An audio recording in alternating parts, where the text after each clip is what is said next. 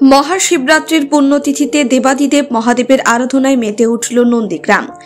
রিয়াপাড়ার শ্রীমন্দিরে জলাভিষেক করে মহাদেবের চরণে পুজো নিবেদন করলেন রাজ্য বিধানসভার বিরোধী দলনেতা শুভেন্দু অধিকারী।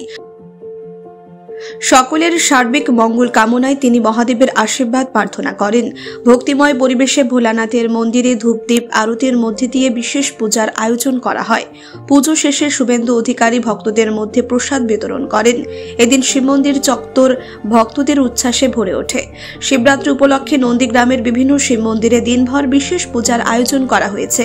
মহাদেবের মাথায় জল ঢালার জন্য সকাল থেকেই ভক্তদের লম্বা লাইন দেখা যায়।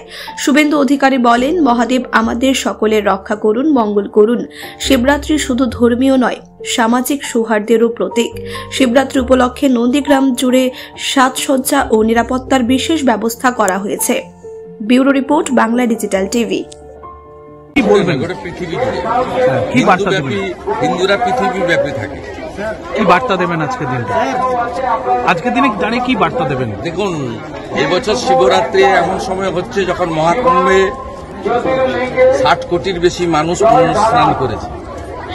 এই বছরের শিবরাত্রির একটা আলাদা মাহাত্ম্য রয়েছে। তাছাড়া আমাদের এই রেয়াপাড়া সিদ্ধনাথজি মহাদেব মন্দির, এটি আমাদের জেলা শুধু নয়, রাজ্যের মধ্যে একটি বড় প্রতিষ্ঠানে পরিণত হয়েছে।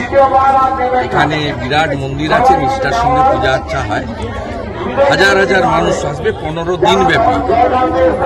এখানে ধর্মীয় কথা, মেলা এবং সকলের মিলিত জায়গা, সনাতনীরা একসঙ্গে আসবে, তাদের ধর্মকর্ম পালন করবে।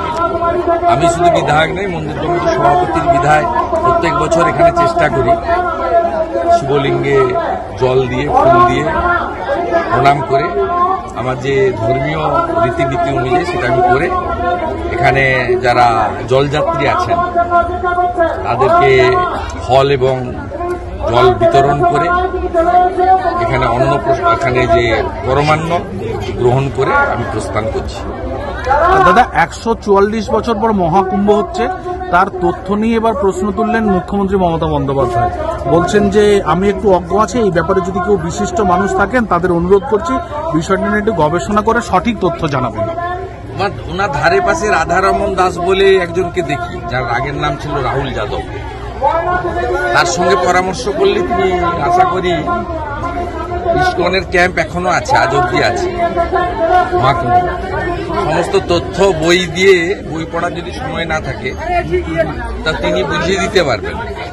রাধারমন বাবুর পরামর্শ নেওয়ার জন্য মুখ্যমন্ত্রীকে অনুরোধ। পানাগড় দুর্ঘটনা কাণ্ডে পুলিশ বলছে ইভটিচিং নয়, রেশারেশির জন্যই এই দুর্ঘটনা ঘটেছে। এটা কমপ্লিটলি মার্ডার। ইভটিচিং করার জন্যই মারা হয়েছে।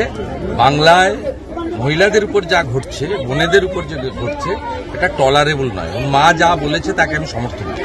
দাদা, কলকাতা পুরসভার নোটিশ দিয়ে জানালো যে বিশ্বকর্মা ছুটি বাতিল, ঈদের জন্য 2 দিন ছুটি দেওয়া হবে। বিতর্ক হতে আবার টাইপোগ্রাফি ভুল। হ্যাঁ, কি বলুন? শুনুন, আমি বলেছিলাম এই সরকারটা মুসলিম লীগ 2 সরকার। মুখ্যমন্ত্রী তেলে বেগুনে হয়ে উঠেছে। কলকাতা কর্পোরেশনের নোটিশ প্রমাণ করলো ঈদে 2 দিন কেন 4 দিন ছুটি দেন না? বিশ্বকর্মা ছুটিটাকে বন্ধ করে কেন? হিন্দুদের উপর আঘাত করে কেন? এটা কি মজা পান আপনারা? ইসলামিক দেশ পাকিস্তান, তারা শবে বারতে 1 দিন ছুটি দেয়, আপনি 2 দিন ছুটি দেন। কেন করেন এগুলো? আপনি হিন্দুদের আক্রমণ করছেন কেন? বিশ্বকর্মা পুজোর দিন ছুটি কেন আপনার বন্ধ হবে? আমার বক্তব্য।